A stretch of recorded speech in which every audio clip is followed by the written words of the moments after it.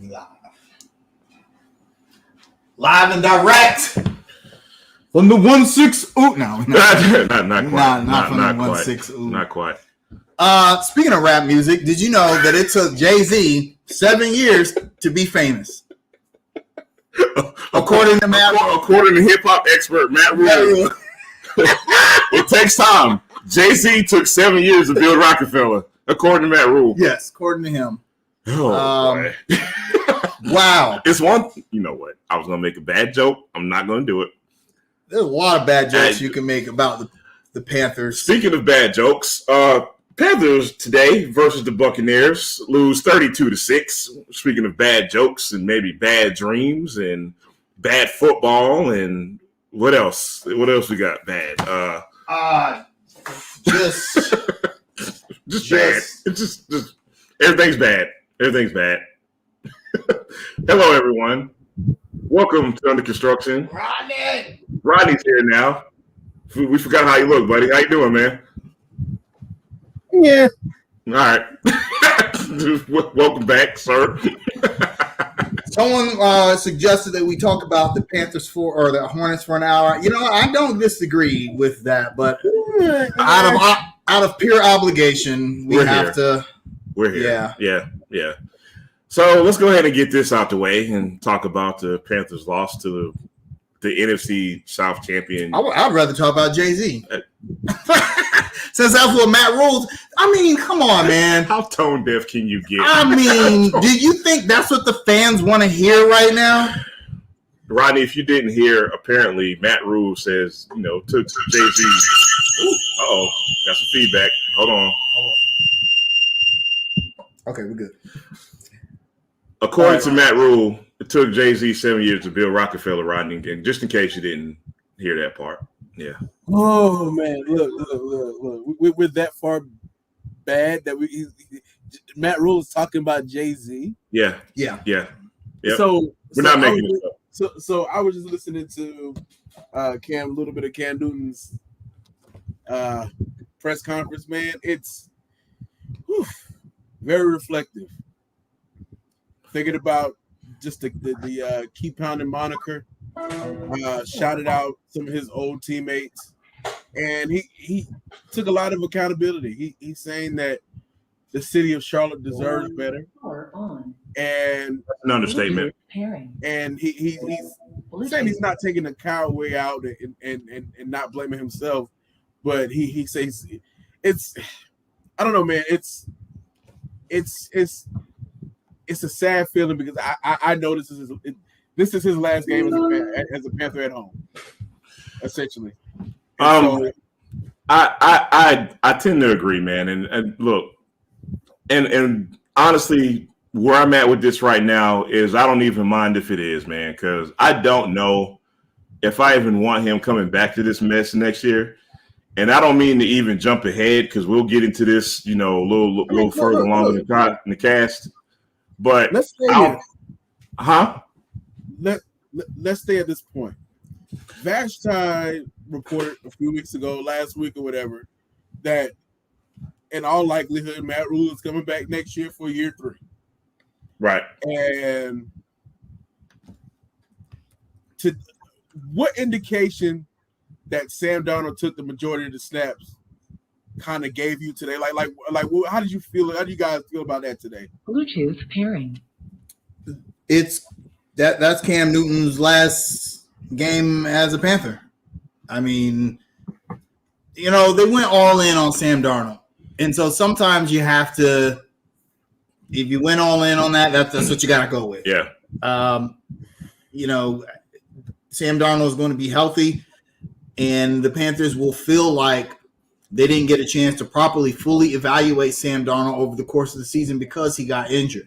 And they're going to look at how we began the season. That's when they go back and they have that final meeting in Tepper's office. They're going to, at least Matt Rule and his compatriots are going to talk about the 3-0 start. Look at what we were able to do with Sam Darnold and a top defense. We were able to essentially be dominant for 3 games and competitive for the next 3 after that, despite even losing Christian McCaffrey. They're going to say that. And I think that's what they're going to roll with. They're going to give Matt Rule one more year, which I think that's fair. I mean, we might not want to hear that, but yeah, probably right. Is. Especially, and we've said this on the show before. Matt Rule and Scott Fitterer have come out. They came out and said the offense is gonna be bad because we are building the defense first. Oh, he got that part right. Yeah, and the defense. I mean, it's the number 2 defense in the league. You really can't argue with those results. It's just that the offense is not good enough. 160 rushing yards today, bro. The rushing yards have been a weak point of the all defense season. all season. Ever since the Dallas Cowboys game, they exposed, the Carolina Panthers rushing defense. You hit them in the middle, which is disappointing considering we have Derek Brown there. But I also think that is who? Yeah, I know, right? I think that's a product of how our defense is designed to rush the passer.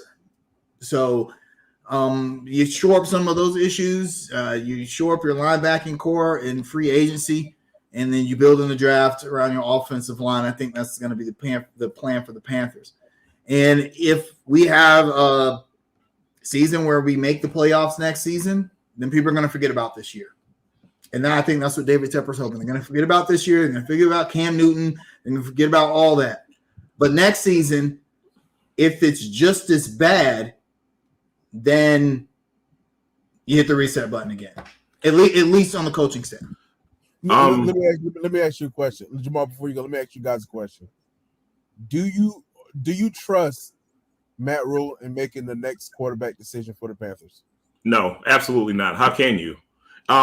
Whatever happens, man, and maybe we need to get Vashti since he's sitting next to Tepper, but she have more input on this. But here's what I think, man. Whatever happens in the offseason, and we've said this with this other franchise, that's 8 minutes away from the stadium, Fitterer, Rule, and Tepper need to be on the same page, regardless of who really has the final say and who's really going to make that final call. Whatever happens, they have got to get on the same page, and they have to get on whatever they want out of their quarterback, whatever they envision for the offense. They have to have the same vision. And not to sound like a broken record again, we're sitting here talking quarterback, when the glaring issue is the people who protect the damn quarterback. Yeah, it's not like Sam Darnold came in and lit it up. Look, I don't care if it was Brett Favre, the ghost of Steve Young, Kerry Collins. There's no quarterback who can win with this line. Robbie Anderson, the comment that he made earlier this week, I don't think he wanted to say that because he didn't want to. Right, he didn't want to call anybody out. He didn't want to call anybody out, but that's what he didn't say anything that was a lie. Right. I mean, so.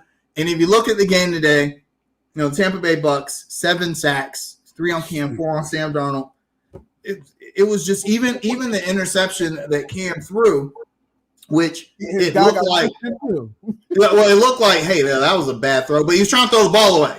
He couldn't throw it down the right side, throw it away because there was nobody there. The play was on the left side of the field, so he was just trying to throw it out of bounds, I think, and he got hit and threw a duck because he couldn't keep guys out of his face. I don't know who, from a quarterback perspective, would make this team any better behind that offensive line. Also, we're without Christian McCaffrey. We don't have even a good offensive scheme. We don't use our tight ends enough. Which brings me back to what I say every week on this show. The offense is dysfunctional from top to bottom. We say it every doggone week. Even some of the national guys are starting to say the same thing. And it brings me to a point, Kaiser. People are going to compare Sam Darnold's game versus Cam Newton's game. People are going to start the comparisons.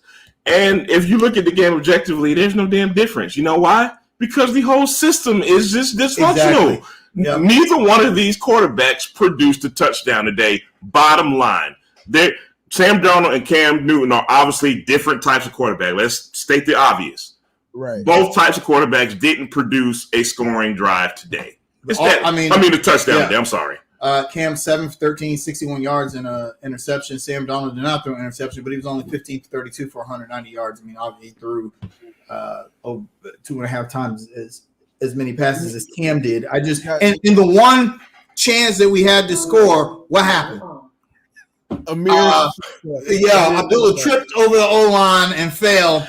If that is not the Panthers season in a nutshell, I don't know what is. Yeah,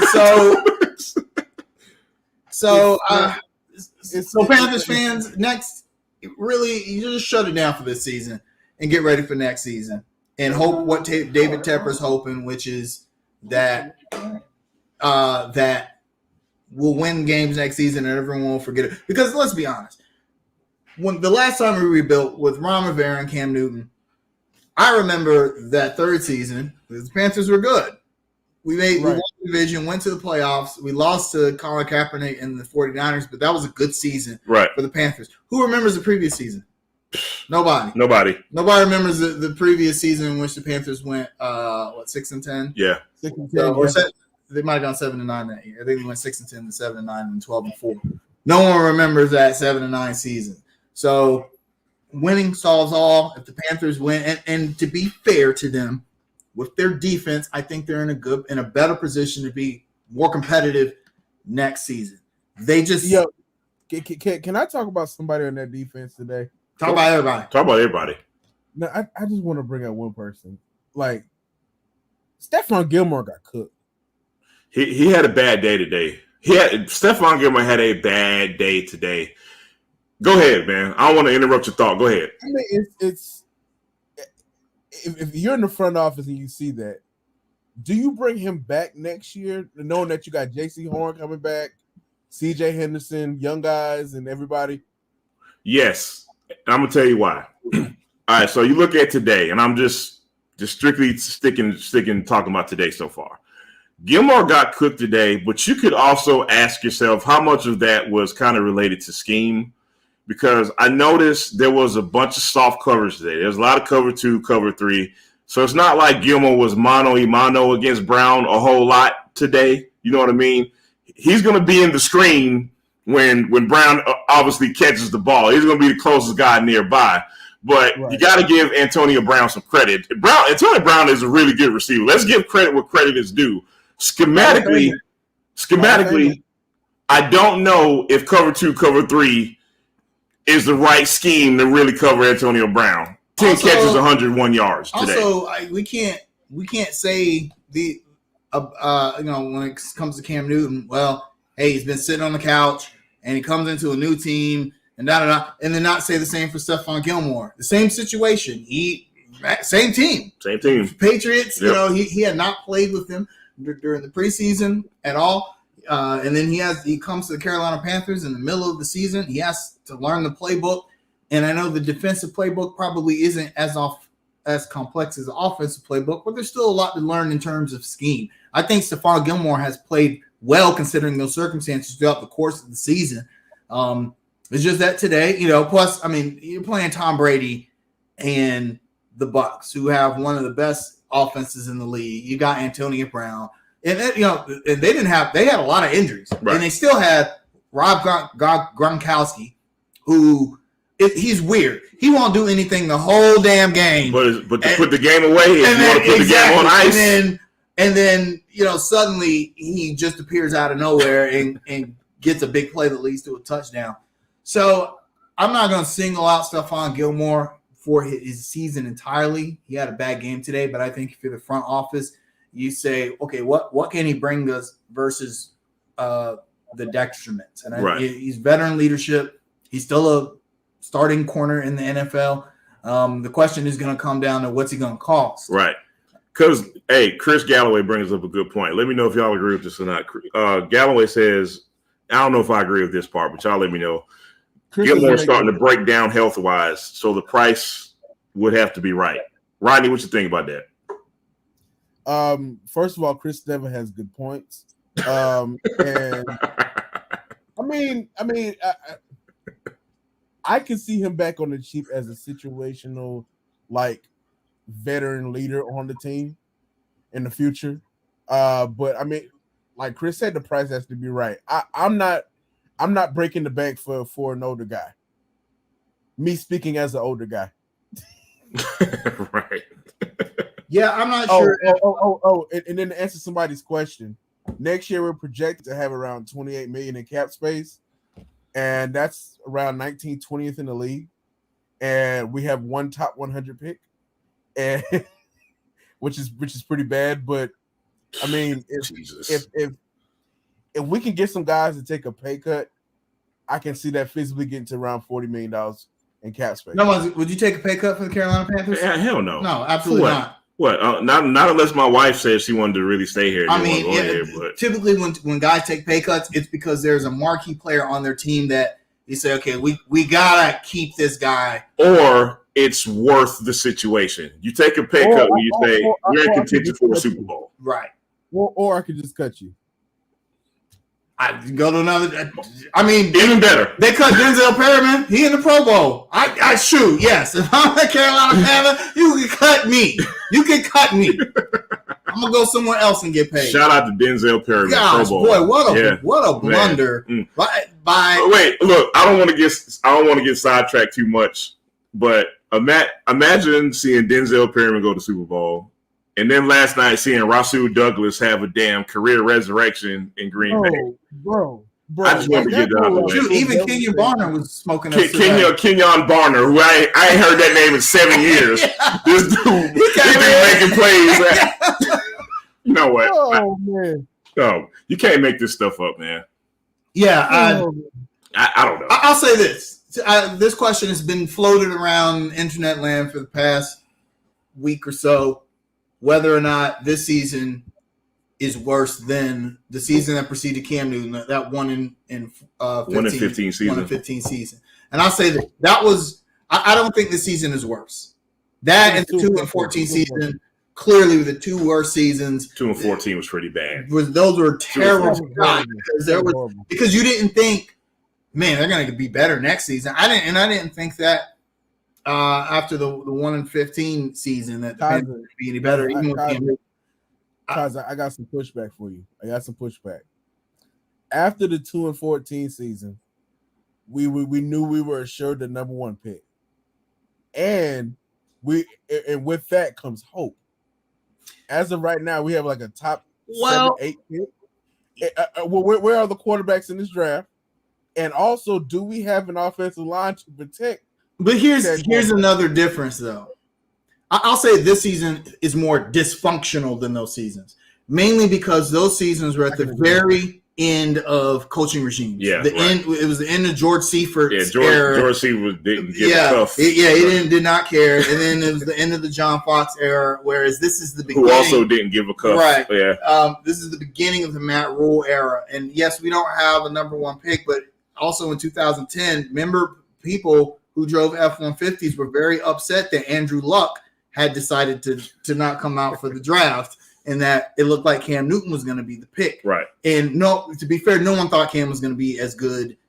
Even I was blown away when Cam Newton came in the league and just starts tearing up. You let some people tell that he only had 1 good season. Yeah, exactly. We just forget about his 4,000 yard. Yeah, I don't entertain. But I'll say this. The Panthers' defense is as good as advertised, I think, from a roster standpoint. Right. I think if they can shore up the issues with stopping the run, they're going to be straight. Teams find it very hard to pass. Well, if they stop letting go of the talent that they actually have, maybe they wouldn't have to dig themselves out of that hole. So I'm just not convinced the offense is. Shout out to the Buffalo Bills. Sorry, go ahead. Man. You mean Carolina Panthers? Yeah, right. I didn't mean to interrupt. I'm sorry. I'm not certain next year is going to be much better on the offensive side of the ball. Yeah. I mean, what do you do? Even if you have all this cap space, who's going to come? You're not going to. Well, first of all, you're not going to sign me offensive linemen. Offensive linemen don't hit free agency. They don't. That's the main thing. And God bless you trying to find that guy in the draft because we've been trying to do that and it hadn't worked out for us too well. No. For the past 2 drafts, we passed us some offensive linemen because their arms were a little shorter than normal. And so they weren't suitable for left tackle. So we had to kind of pass on them. Didn't we draft a guy who is the number one highest rated PFF offensive tackle of all time, and then start him at the wrong side? Guard, yeah. Haven't we done? And then when he's played, and then coach is the correct side. He's played well. Coach is a genius.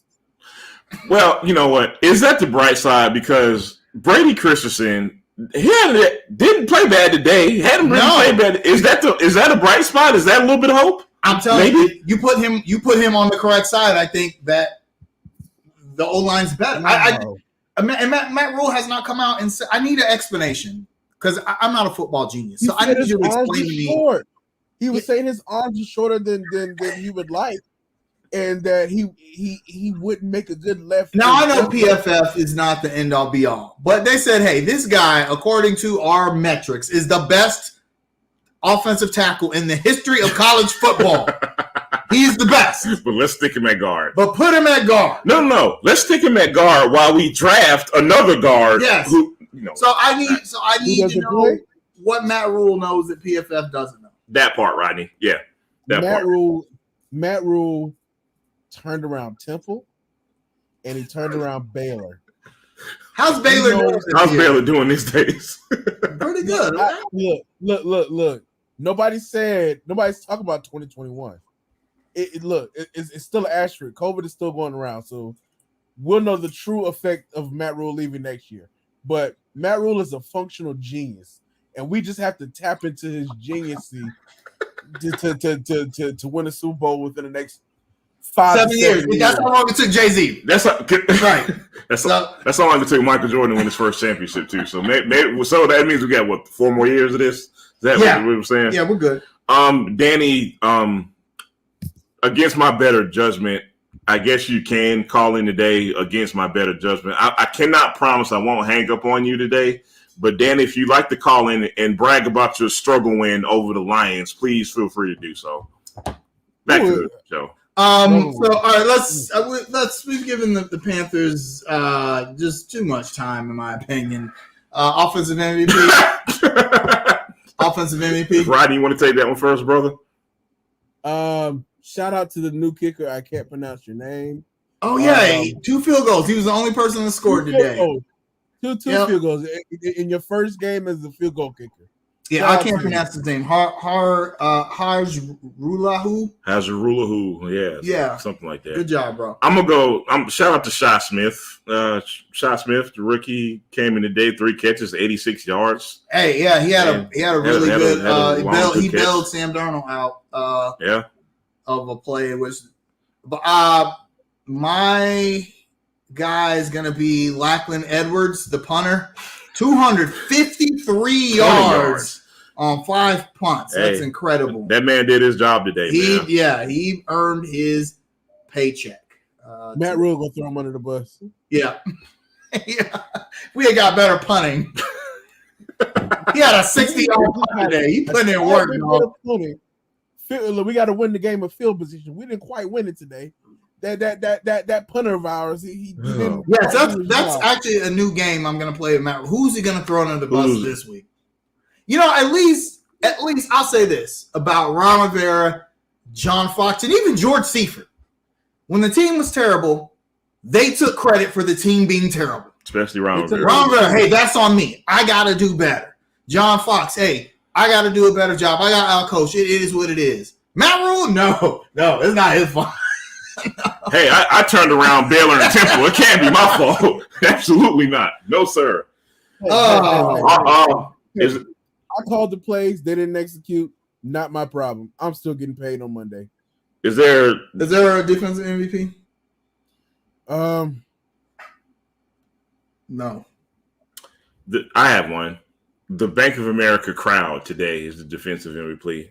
I heard they started to fire Matt Rule chant. So. Oh, okay. Yeah. Unfortunately, guys, I have to hold on real quick, guys. We have a caller on the line, unfortunately. To accept, press 1. I really don't want to, but, here we go. Caller, state your name. Boo! Well, happy holidays, fellas. What's up, Danny? How you doing, sir?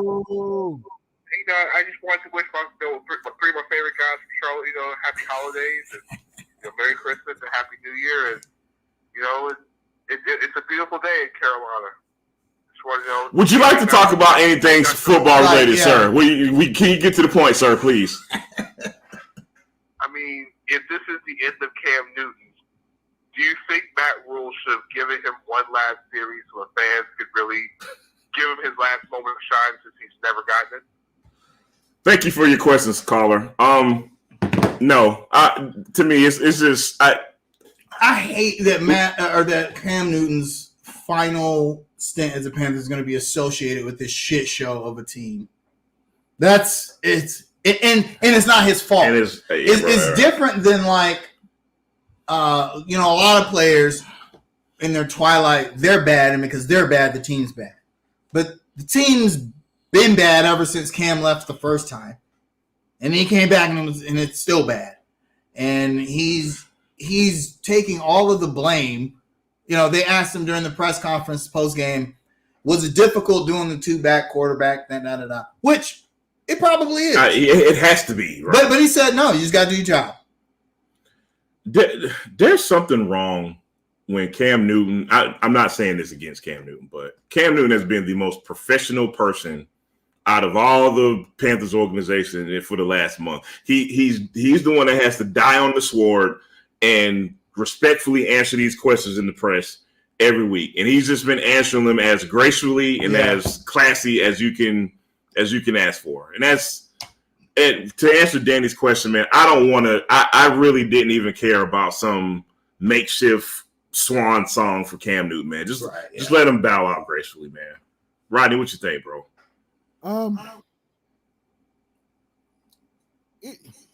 No, I mean, just out of respect for him, no. I mean, just let Sam get punished.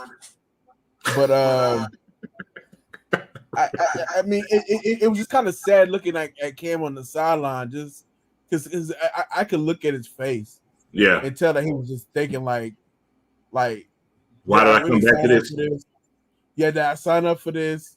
And he just kind of was reflective of all the years in Carolina. I mean, he led us to our best years ever as a team. Like, he was part of that keep pounding thing. Cam Newton was the Carolina Panthers. Right. And just to see, like, he's been through the whole regime change and he's seen the fans evolve.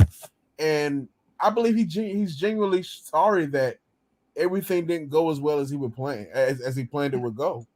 And he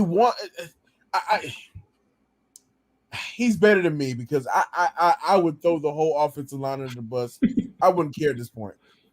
I mean, it's a real detriment to the team at this point. I mean, we can't expect no quarterback to perform under all this duress. I mean, it's right. I don't know. It's something that Matt Rule put together. These are his handpicked players, and we're now seeing what's happening. He's not a good talent evaluator, and to me, he's not a leader of men. He's a leader of young boys and children, not men. All right, man. I think we've had enough. Yeah. Do we beat the Saints next week? No. Okay. So on to the no predictions. I know we're gonna lose. You know what? If we win next week, I'm gonna be mad. Not because I want the Panthers to tank or anything, but it's just like now. But to me, that'll be the most Panther thing ever if we win next week. Win next week, and then watch it. Like Tampa Bay's gonna sit everybody, and we'll win that game. We'll win that game too, yep. And then Matt Rule said, "Hey, we ended the season. You know, we ended it on a very competitive note. And I like the direct. You know what? Let's move on." All right. So the other team in Charlotte had a wild week. We were wrong. We said 0-3. We said 0-3, and we pulled one out against. Now we lost to Phoenix. We really lost to Phoenix. We lost to Utah because we don't know what to do in the fourth quarter, and then we almost lost to Denver the same way. But boy, PJ Washington and Jalen McDaniels decided they want more playing time. And before we move on, Miles Bridges and PJ Washington are now in COVID protocols, along with DeMar Morton. And I'm not surprised by those two being in protocol. Yeah, I'm upset because Bridges. Hey, what do you mean by that, Rodney? Expound. I'm gonna leave that one alone. And because I think I know where you're going with that, but we'll leave that one alone. Yeah, Bridges actually had a really, really good week. Hey, real quick, Kaiser, real quick.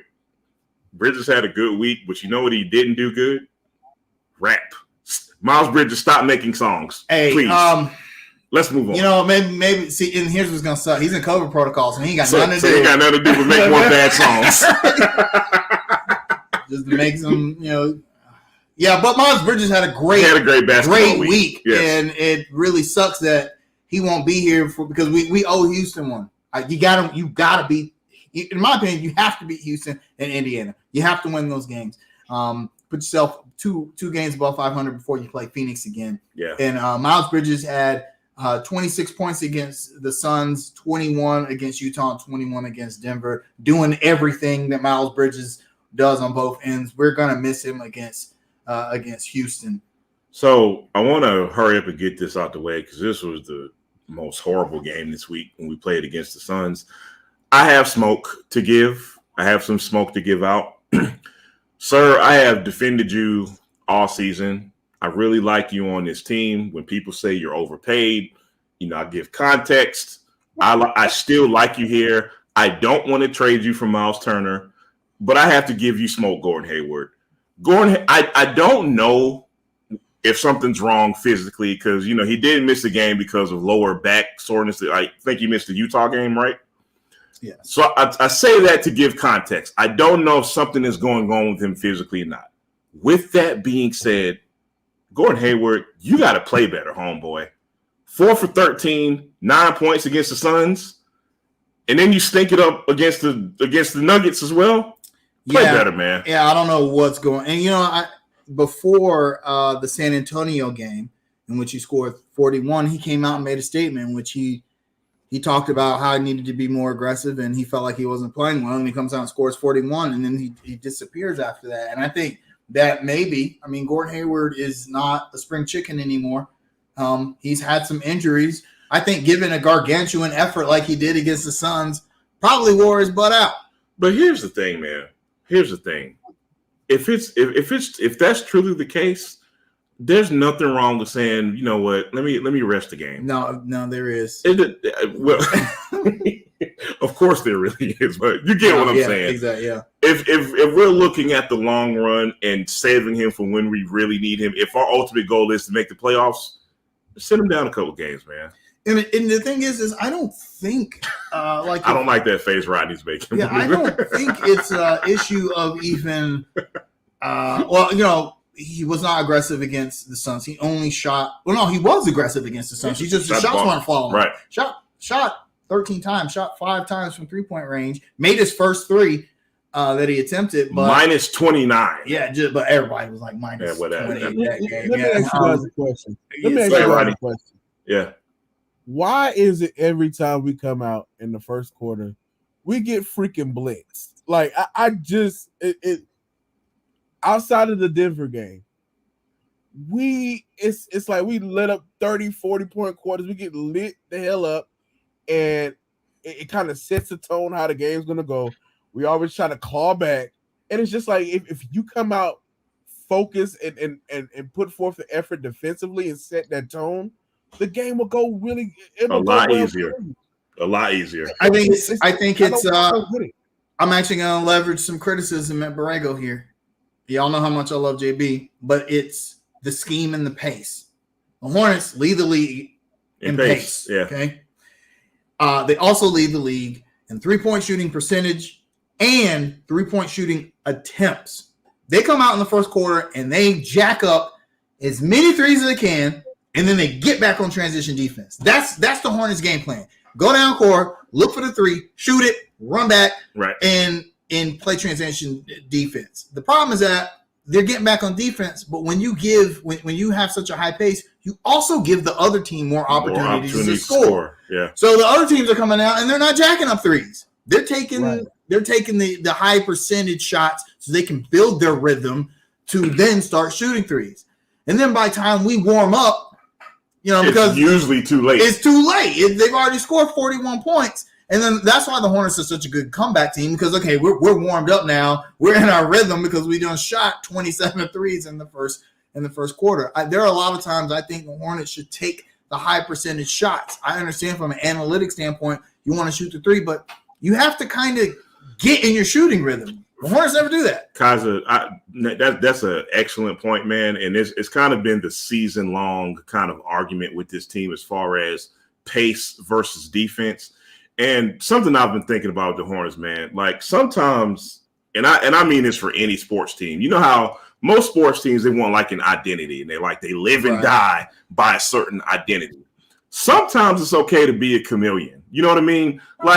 Like sometimes the Hornets can come out and say, maybe we don't play as fast. Maybe we get more in our half court set and execute that way. Right. So we're not giving the other teams, more opportunities to score. Like it's okay to switch up that identity sometimes. And I think that's going to be even that much more important if we get to the playoffs and the game starts slowing down and you're going to have to be a different team. You know what I mean? So is this something to think about with us in the first quarter?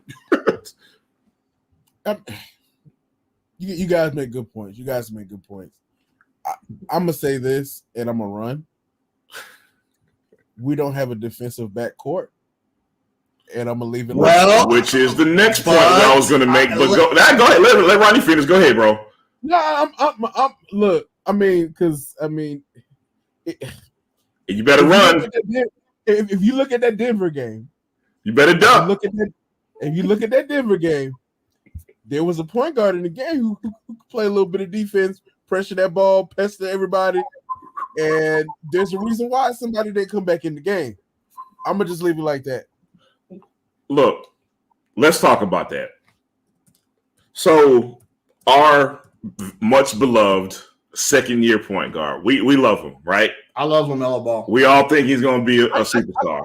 Yeah, right. He's going to make the All-Star team this year. We all think he's going to be that too. But let's break this down, y'all.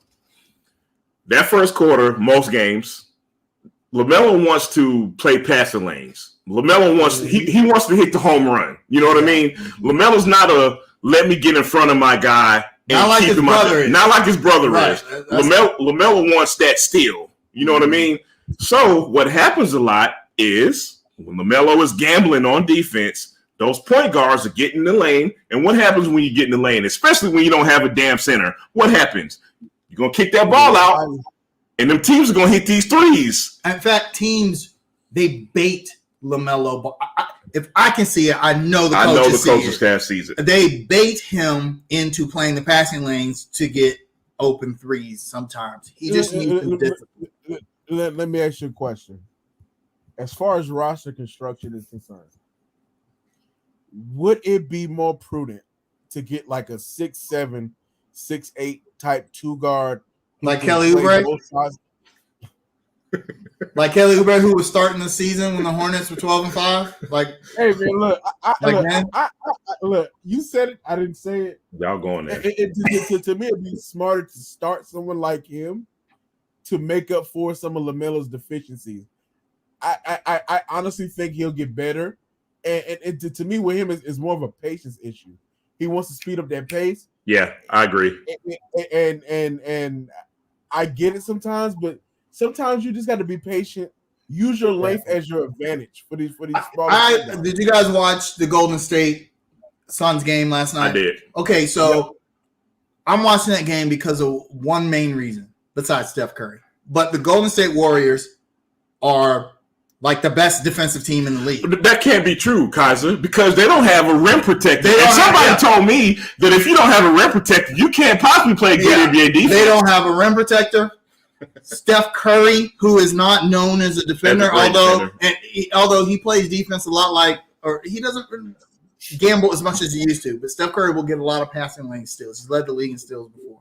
But when you look at how Golden State's roster is constructed, how are they the best defense in the league? And they're the number 4 team as far as offensive efficiency. Charlotte is number 2 in offensive efficiency, but we're dead last in defensive efficiency, whereas Golden State is right behind us in offensive efficiency, but far and away. No one else they're the only team that per 100 possessions is below 100. I don't understand what Golden State is doing that the Hornets cannot seem to figure out, because they place a lot of. Now, granted, they have Draymond Green, and Draymond's a pretty dog. I mean, he can defend all. Yeah, he can do all 5 positions. Right. But I still feel like is that the difference? I mean, is Bielitsa really like Bielitsa, whatever his name is? I don't even know his name. He can't be a good defender. Right? Yeah. Would you guys trade Mason Plumlee for Bielitsa? No, probably not. Look, guys, it's they have their scouting is great. You got somebody like Toscano Anderson, Otto Porter. You pick up an Otto Porter. Gary Payton the second. You take a chance on Gary Payton. You already have a system. You have vet leaders like Andre Iguodala, who kind of sets that tone. Draymond Green, who sets that tone. It's ingrained in them. Like they have a set defensive system where it's like they put the pressure on the ball, they recover great, and it's masterful to watch. They play help defense correctly. We talked about this in the past weeks. It's called discipline. Right. Yes. The guards don't overplay the ball handler. They let their guys come baseline and defend the paint and then have people sit in them. And what's crazy?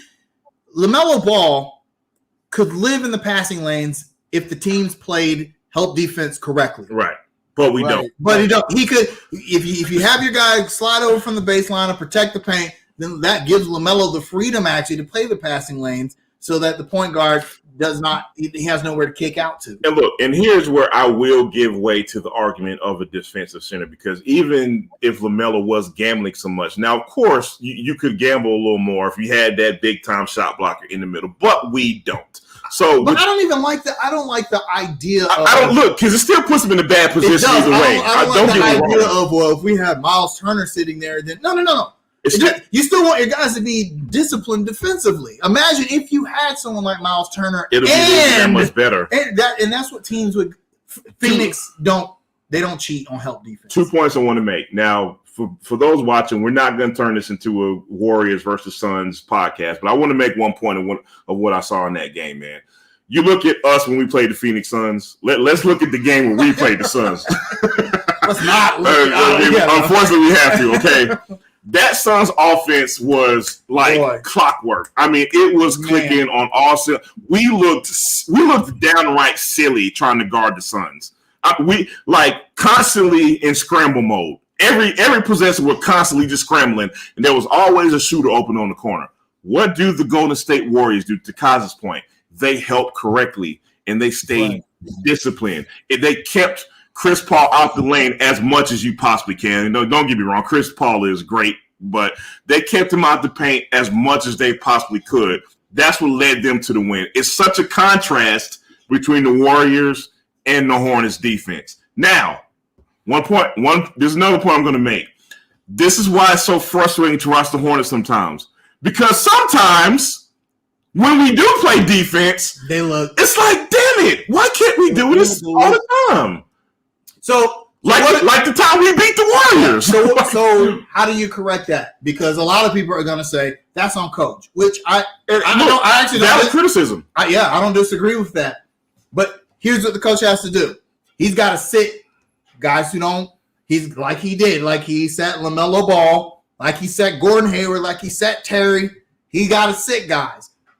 If you're a fan, are you okay? Because I went on YouTube to watch the highlights of that game. And boy, people were mad LaMelo Ball didn't play in the fourth quarter. They were up. And someone said, and I hate when people say that, a win is a win. But no, there's no but. A win is a win.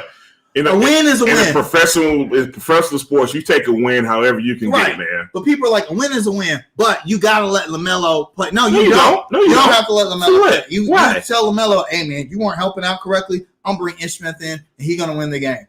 Trust me, LaMelo Ball one thing I love about LaMelo Ball, he learns his lessons. He gonna take that to heart. Because when he does come back, when he does sit, he comes back in the game. He always plays better. Plays better. Yeah. So not to mention if the coach has the audacity to sit $30 million man down, you think he gonna care about a rookie? Like, are you serious? Come on now, man. Look, I'm gonna say this. In 2045, LaMelo Ball's tell-all book, he's gonna thank James Borrego. Absolutely. For correcting a lot of these mistakes. And people gonna have I'm not gonna say that. People gonna have pie in their face because they don't realize like Borrego is a teacher. mm-hmm. He holds these guys accountable for these things. And LaMelo Ball is as great of a talent that he is, he's not an exception to the rule. No, yeah. Like if you're not performing out there, I'm not keeping you out there. I want to yank you. The goal is to try to win games. Ish Smith had it, and Ish Smith won us that game. And who was the first person up on the bench clapping? LaMelo Ball. Because he wants to win. Yeah, exactly. Let me talk about this real quick before we get to our predictions. Raise your hand, Hornets fans, if you thought that P.J. Washington was ever going to develop into a solid starting five in the NBA. I better not see a hand raised. Five. Let's be clear about that. P.J. Washington can play the five. And there's only one reason why that is, and it's not because P.J. Washington over the offseason said, you know what, I'm going to learn how to play five. No. James Borrego said, hey, we need you to play the five. You need to develop into a five. I still don't think that's the ideal position for PJ, but he came in the game and he actually played really good defense on probably the best overall center in the league, Nikola Jokic. Yeah. And I mean, PJ essentially won the game for us with his late shooting. Is it a fair statement to say that PJ Washington has probably been our most consistent, solid player this season? Is that a fair statement? Nah, Miles Bridges. But would you agree he's been pretty damn solid this season? Oh, yeah. Yeah. Definitely, especially considering he's still playing out of position. And this is something I want to rave about PJ Washington for. There is no player on the Hornets who has been asked to kind of do so much outside of himself. He's constantly asked, hey, you go guard the guy that's 7 inches taller than you. Go guard the guy that's 40 pounds heavier than you. He's that guy. He's always the guy that Borrego's asked to do something outside of what you would expect PJ Washington to do. Right. That's what I most respect. And he hadn't said one word. He hadn't complained at all. He goes out and he does his job. I have big time respect for PJ Washington in that regards. I got to give props to Kelly Oubre on the Nuggets game because to start that game, he stunk. Along with Gordon Hayward. Gordon Hayward stunk all game. 1 for 10. Step it up, Gordon. But Kelly Oubre, beginning of the game, he stunk. Him and Ish Smith come to that game and change the entire landscape of that game, man. We don't win that game without Ish, Kelly, and PJ Washington for that Nuggets game. So big time props to those three, man. Also, the Denver Nuggets fans, boy, they are ready to jump off bridges in droves after the game. Someone called it the low point of their season, losing to the Charlotte Hornets. What is Chris Galloway's son doing wrong? Why can't he get more time? Why can't Nick Richards get more time? He can't guard a pick and roll. That was what I was going to get. I think next season is going to be a breakout season for Nick Richards. I think he's still learning. He does some. It's just a small mistake. You're right. He cannot guard a pick and roll. Sometimes he looks lost out there. Like he's just like a lot of times. What am I supposed to be doing? Right. And then somebody's dunking. So I think that's all it is. Y'all know when we have our main man Jerry Valancourt on the show. And one of his favorite sayings is sometimes players give you wow moments, and that can kind of trick you sometimes. Nick Richards is that dude who gives you wow moments sometimes. He'll block a shot, and you'll be like, oh, my God, we finally have our shot blocked. Yes! But I'm going to give y'all an example. This is just one example that kind of sums up Nick Richards as a whole. I want y'all to go back to that Utah game. There's an out-of-bounds play at the end of the half. All you got to do is don't give up a damn point at the rim. God, yes. That's all you got. All you got to do is guard the rim, make sure they don't score points at the rim. What does Nick Richards do? He gets lost on a damn pick. Rudy Gobert dunks the ball to end the half. And the thing is, that's the play you would have expected because there was so little time on the clock. You got to think, they're going to try and lob. That is Nick Richards in a nutshell. That is a microcosm as to why you don't see him on the floor more often. I also think JB really likes the fact that PJ can shoot the three. Yeah. From the 5. Stretches the and that actually helps with rebounding because then the opposing center has to make a choice. Do you want to defend PJ out on but beyond the arc and then give up the inside presence, or do you want to step back and then let PJ Washington, who is shooting 40% from 3, have an open shot? Right. I think Borrego. And then I'm gonna say this too: PJ and Plumlee are significantly better passers than and people don't give Plumlee credit for that at all. Like Plumlee frustrates me, but I would be lying to say that I'm okay though with like Nick Richards not being a good passer. I think that you just have to adjust your offensive scheme to where he doesn't have to. Like, really, the only scoring Nick Richards should be doing is at the rim. Hey, bro, you got the ball like literally 2 inches from the basket. At the rim. You better dunk it. That should be the extent of Nick Richards' offense. But let me say this. That's what I actually really do like about Nick Richards is the way he attacks the basket when he is in the game. Like, I really like I love my guy, Mr. Cody Zeller. But one thing that used to make me want to throw my TV out the windows, he would get the ball in the basket and pump fake 7 times. Yes. You know what I'm saying? And sometimes it's like, man, just go up, man. You're 7 feet. Nick Richards has that in him. So I'm looking forward to the next step in his development when he starts learning the little nuances in the NBA game, so we can see more of him. Man. Hey, if PJ Washington could become a solid 5 in the NBA, I'm sure Nick Richards can too. I have faith. I have so much faith in JB and Jay Triano's development of players. Same. It has not let us wrong yet, has it? It hasn't. I mean, it really, even players that have left and gone on to other teams, right, are doing well at those other teams because they developed under us. I'm confident. Next season is going to be the season for Nick Richards. I really feel that way. Yeah, I hope so. I really do. Okay, next time you guys see us, we'll have played Houston tomorrow and then Indiana on Wednesday. We do play the Suns next Sunday, but we won't count that yet. So now Miles Bridges, PJ Washington, and Cody Martin are all out because of health and safety protocols. I hate COVID. Man, so how do you guys see these 2 games playing out? I say 1 and 2. Man, that's pessimistic, but I understand. I'm not gonna predict the Phoenix game yet. So I'm gonna say 1 and 1. Yeah, we're just gonna do 2 games Friday. 1 and 1. I mean, we got to play musical chairs again. It's shuffling with the rotations, and I wouldn't be shocked if we lost the Houston game and then win the Indiana game. That's just coming from me. I think we're gonna flip. We owe Houston 1. I think the players feel like we are a better team than the Rockets, and we owe them 1. Kaiser, you know what scares me about the Houston game? And I'm gonna just be honest, man. Houston, for whatever reason, has started shooting the 3 really well.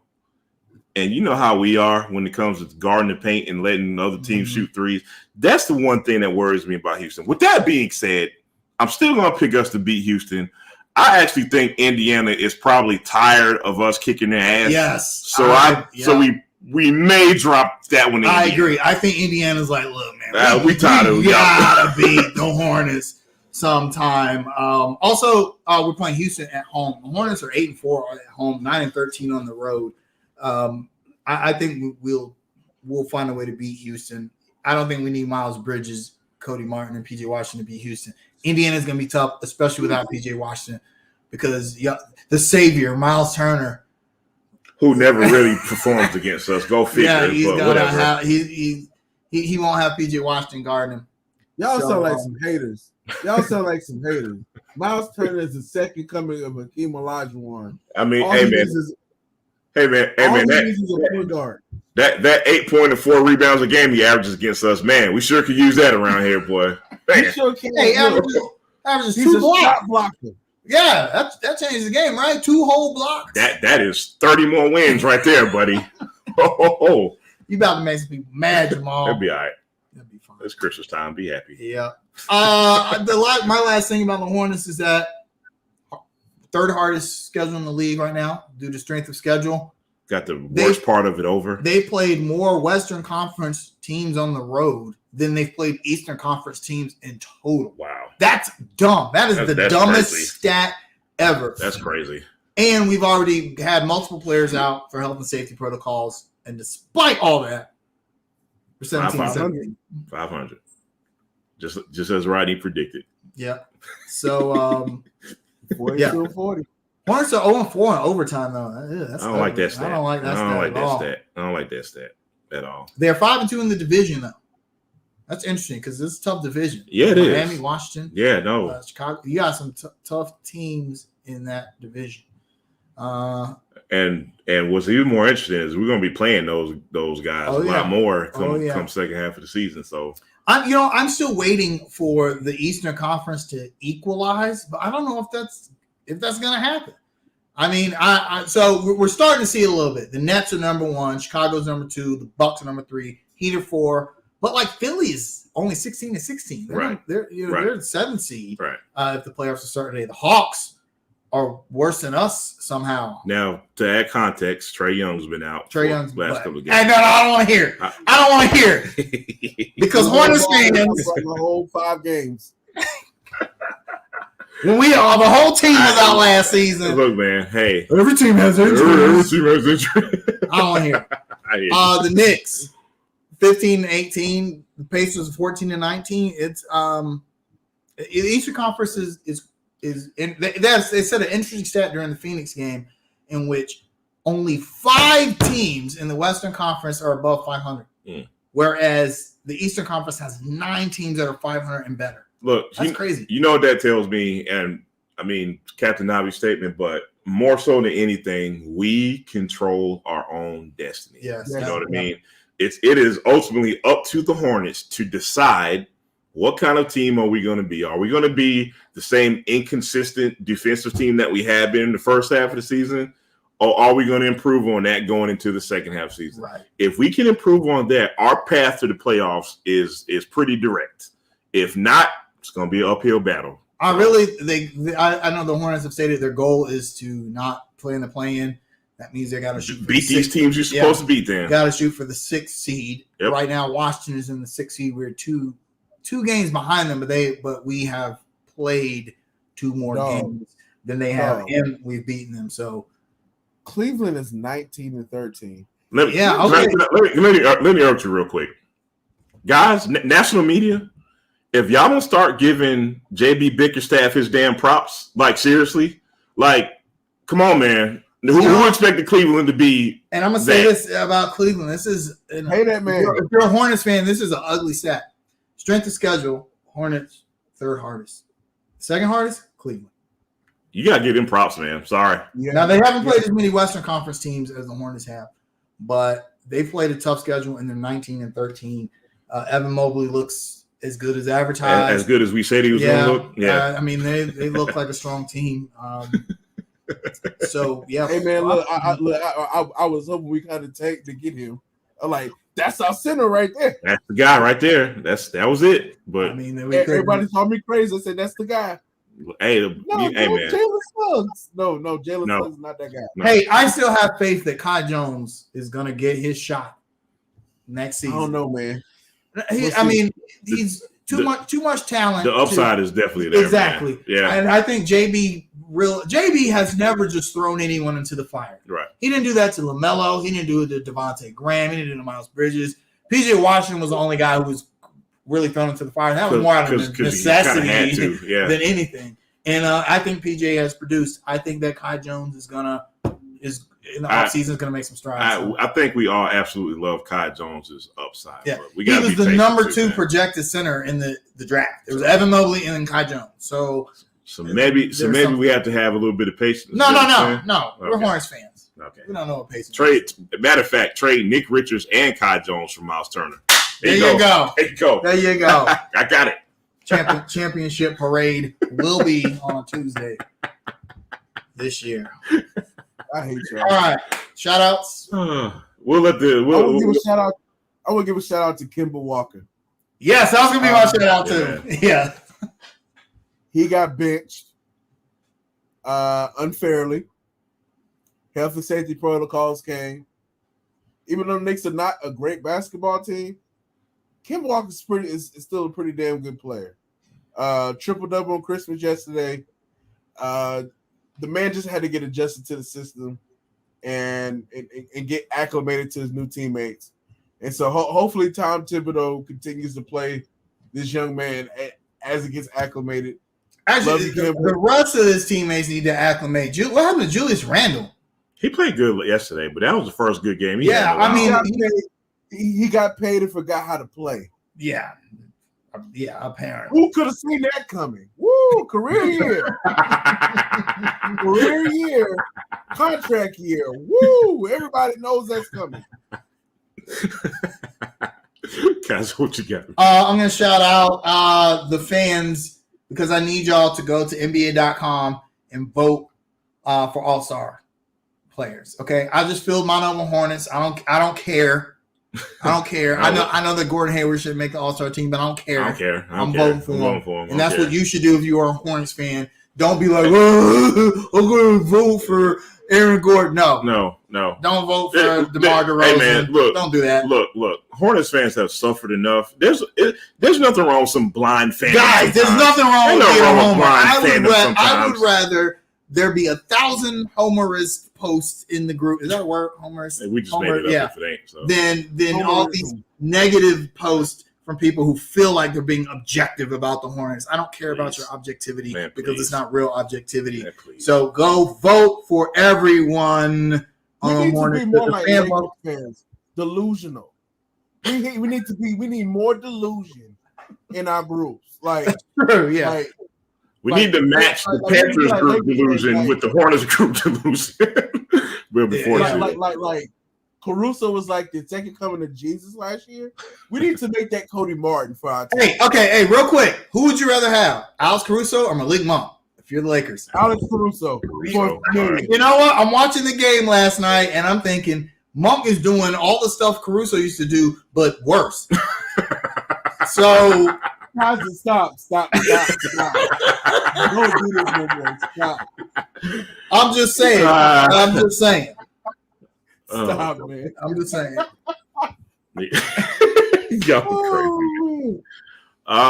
Shout out to the fans who are continue to watch. Shout out to all the Panthers fans who are still watching the Panthers. God bless y'all. God bless every Panthers fan who is still in this game. Special shout out to the Panthers fans who actually went to the game. Yes. Shout y'all out. Unfortunately, my second shout out is pretty somber. I have to say rest in peace to the officer, Mia Goodwin, who was killed in the line of duty last week, man, by not a drunk driver, but just somebody who decided that they wasn't going to get over in the left-hand lane and hit 4 police cars. Unfortunately, one of those officers who was in the car was Mia Goodwin. Man, just my sincerest condolences to everybody who knew her, her family, her friends, her fellow officers. Just an incredibly sad situation, man. So just shout out to her, man. Continue to raise money for the family. Shout out to, I think Water Bean Coffee had a little fundraiser for it that's raised over $250,000, man. So shout out to Water Bean Coffee. Yeah, all you Blue Lives Matter people out there, go prove it. There you go. This is your chance. If Blue Lives Matter, please go prove it. So if you got the blue line flag on your car and you not, then yeah, don't be a hypocrite. There you go. Also, Charlotte, on that note, drive like you got some damn sense. Please, good. Man, I want to have Christmas. God damn, I almost got 4 accidents. Lord have mercy, man. True story. I was driving Friday, and there was a guy 4 cars in front of me. He literally just for whatever reason veered off the road and hit the damn light rail. Nobody cut him off. Nobody. He just veered off the road and hit the damn ramp. You know what I hate? Huh? I look at my review and I see the person behind me looking at their phone. Driving like I got sense, it's not worth it. I don't care if you're tweeting about how bad Gordon Hayward is. It's not worth it, man. Miles Turner is traded. Don't do that. Don't do that. I don't want to rest in peace any of our fans. You know, seriously, man. We love all of y'all, even the ones who disagree with us. We love y'all too, man. So I hope you guys had a great Christmas. Hey, man, and, by the time we come back, it's going to be a new year, y'all. It's going to be New Year, Old Panthers. By the time you see us again. We have the title for next week's show. Thank you. New Year, Old Panthers. But watch them win. Watch them win, though. Do something stupid and win. No. You have to be pessimistic. Like, we've been pessimistic, and they've been losing. So we have to keep this going because we need a good draft pick at this point. Like who? No more optimism. Come on, play quarterback. Hey man, Pickett from Pittsburgh, he the savior, bro. If we draft Kenny Pickett, kick it for Pickett. Draft Kenny Pickett, I'll tear down all my Panther shrine. I'll just tear it down. Look, I got another one. Go ahead for Sam. And Lars Van will be like, we're gonna have Pickett, Cam, and Sam Darnold. We're gonna run a pre-quarterback system next season. College shit. Hey, y'all have a great end of 2021, and we'll see y'all next week. Peace out, y'all. Kick it for Pickett.